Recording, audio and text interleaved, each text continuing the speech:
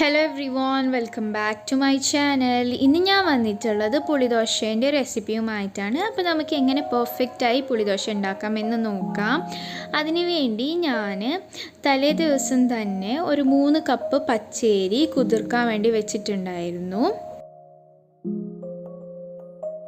പിന്നെ നമുക്ക് വേണ്ടത് 6 കപ്പ് ചോറാണ്.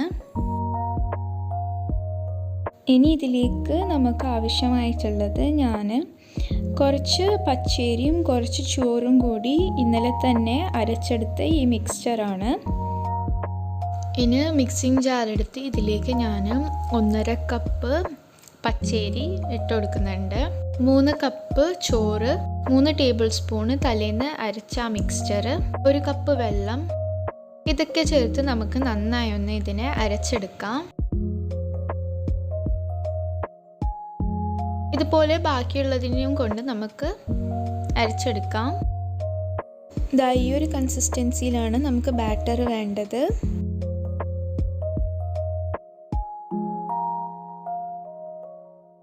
ഇനി നമുക്കിതിനെ മൂടി ഓവർനൈറ്റ് വെക്കാം. മോർണിംഗ് നമ്മൾ ബാറ്റർ നല്ലതുപോലെ പൊങ്ങി വന്നിട്ടുണ്ട്. ഇനി ഇതിലേക്ക് ഞാൻ 1 ടീസ്പൂൺ ഉപ്പിട്ട് നന്നായി ഒന്ന് മിക്സ് ചെയ്യുന്നുണ്ട്. ഇനി നമുക്ക് ദോശ ചുട്ടെടുക്കാം. അതിനുവേണ്ടി ഞാൻ ഇവിടെ ഫ്രൈങ് പാൻ ചൂടാക്കാൻ വെച്ചിട്ടുണ്ടായിരുന്നു. ഇതിലേക്ക് ഒരു തവി മാവെടുത്തൊഴിച്ച് ഇതുപോലെ നമുക്ക് ദോശ ചുട്ടെടുക്കാം. അങ്ങനെ നല്ല മുരിമുരിയായിട്ടുള്ള ദോശ ഇവിടെ റെഡി ആയിട്ടുണ്ട്. ഇനി നമുക്കിതിനെ സെർവ് ചെയ്യാം. അപ്പോൾ എല്ലാവർക്കും എന്നത്തെയും പോലെ എൻ്റെ ഈ റെസിപ്പി ഇഷ്ടമായിട്ടുണ്ടാകും ഞാൻ വിശ്വസിക്കുന്നു. ഇഷ്ടപ്പെട്ടാൽ ലൈക്ക് ചെയ്യാനും കമൻറ്റ് ചെയ്യാനും മറക്കല്ലേ.